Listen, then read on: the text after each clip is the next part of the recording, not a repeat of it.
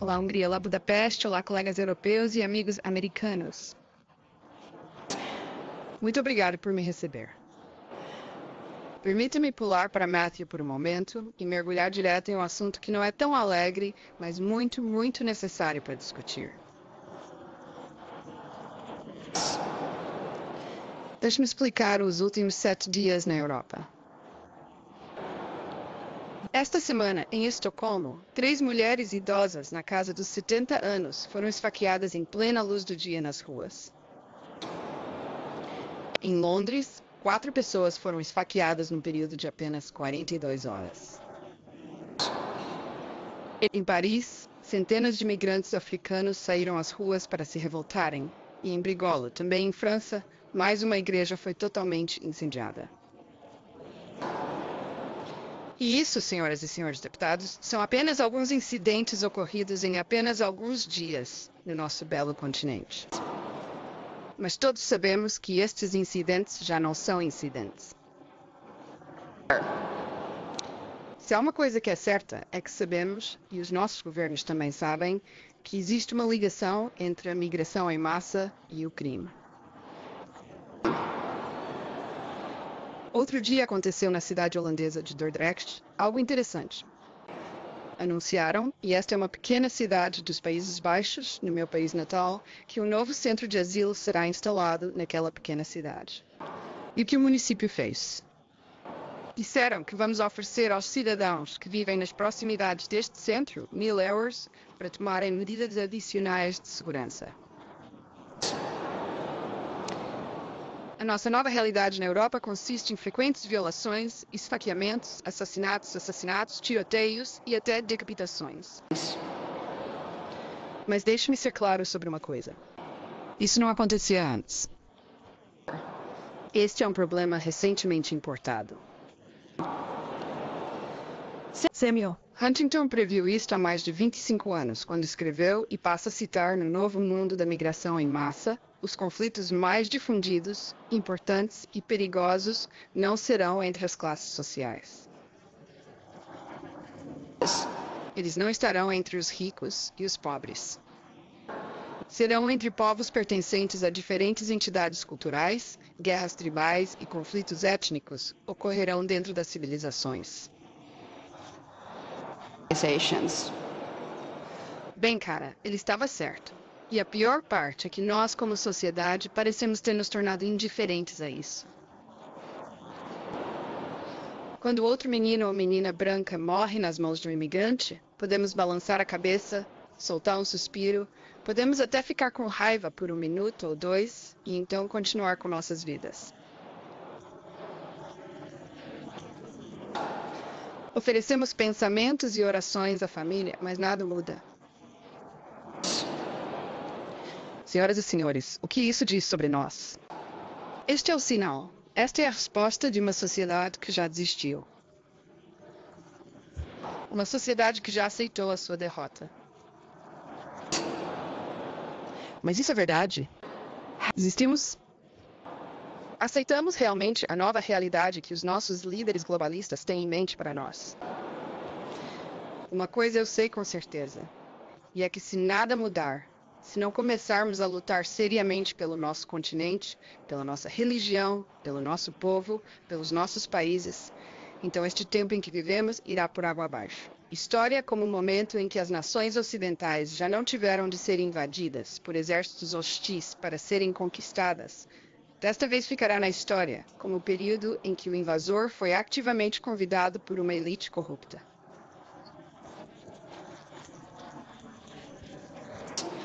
E esta elite corrupta não só convidou o inimigo a entrar, mas também fez com que a população nativa pagasse por isso. Todo mundo que tem olhos pode ver. A população europeia cristã branca nativa está a ser substituída a um ritmo cada vez mais acelerado. Deixe-me apoiar isso com algumas estatísticas do meu país de origem. Tomemos como exemplo Amsterdã, a capital. Amsterdã é atualmente composta por 56% de migrantes. Haia, 58% migrantes. Roterdão, quase 60% migrantes. É claro que a maioria desses imigrantes vem de países não cristãos, não ocidentais, africanos e do Médio Oriente. Conclusão: a população holandesa já está em menor número na maioria das nossas cidades. Mas vamos olhar para frente. Não de Commerce. Mais uma vez, conclusão: a população nativa está em menor número. Bruxelas deixa-me chocado. 70% migrantes. Conclusão: a população nativa está em grande desvantagem numérica. É claro que outros europeus seguirão o exemplo em breve, caso ainda não tenham feito.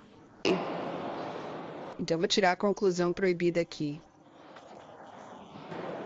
A grande teoria da substituição não é mais uma teoria. É realidade. E o que é interessante sobre a substituição é que o sistema ou nega a sua existência, ou quando o admite, diz que é uma coisa boa que a população europeia nativa em breve deixe de ser uma maioria no seu próprio continente.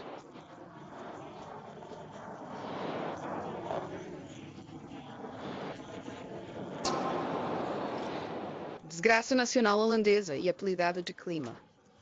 O Papa Frans Timmermans já afirmou em 2015 que a diversidade é o destino da humanidade e que a Europa será diversa.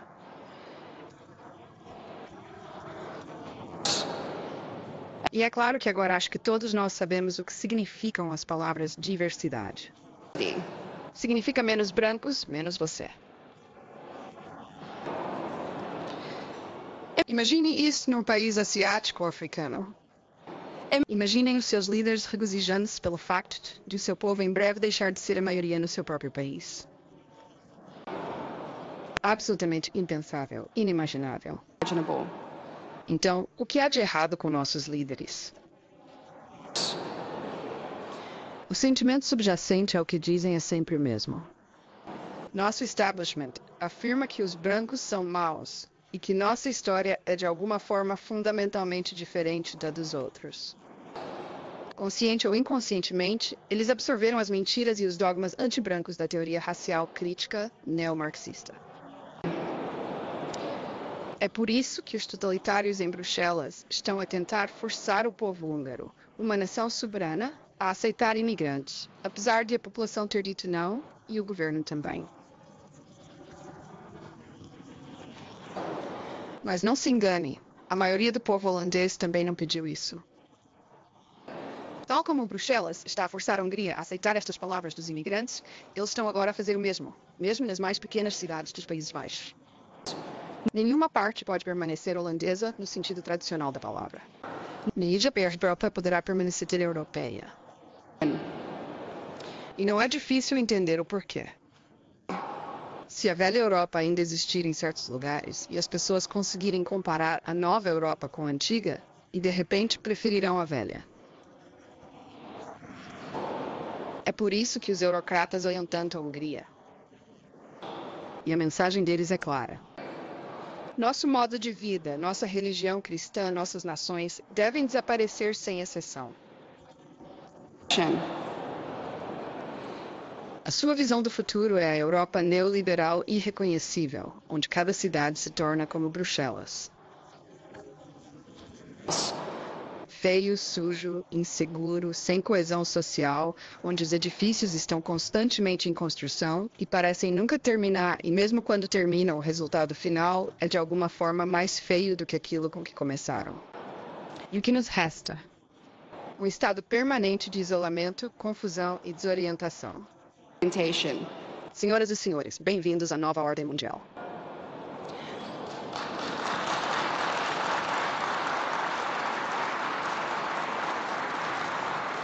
Então, qual é o antídoto? Uma Europa forte e cristã, de Estados-nação soberanos.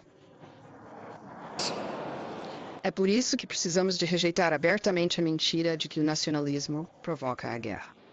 Não é o nacionalismo ou a soberania nacional que causa a guerra. É expansionismo. E onde na Europa encontramos isso hoje em dia?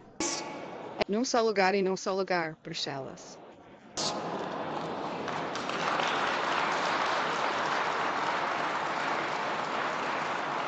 Não é engraçado como as mesmas pessoas que corroem a nossa soberania nacional e adoram fazê-lo, entregam tudo aos eurocratas de lá, que essas pessoas estão agora a dizer-nos que precisamos de gastar milhares de milhões e milhares de milhões de euros na soberania nacional da Ucrânia. Uma piada, honestamente. E é uma piada muito doentia, cara e perigosa. Durante uma entrevista recente, um entrevistador me perguntou: você acha que já foi longe demais? Você acha que é radical demais? Pensei nisso por um segundo e disse: não, acho que não vou longe demais.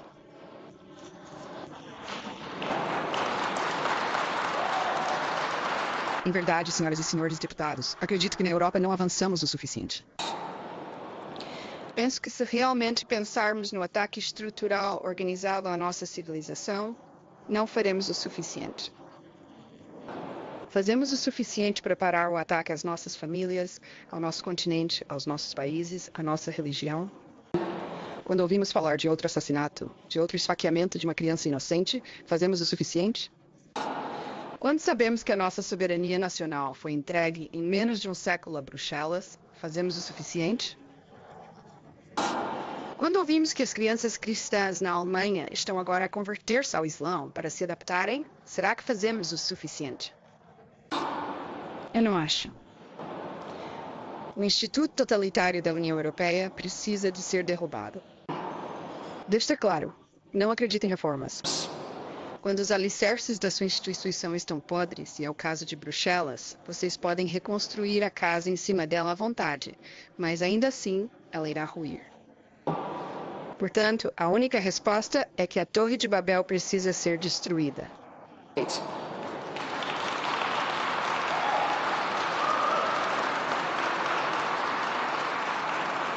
Senhoras e senhores, somos filhas e filhos das maiores nações do planeta.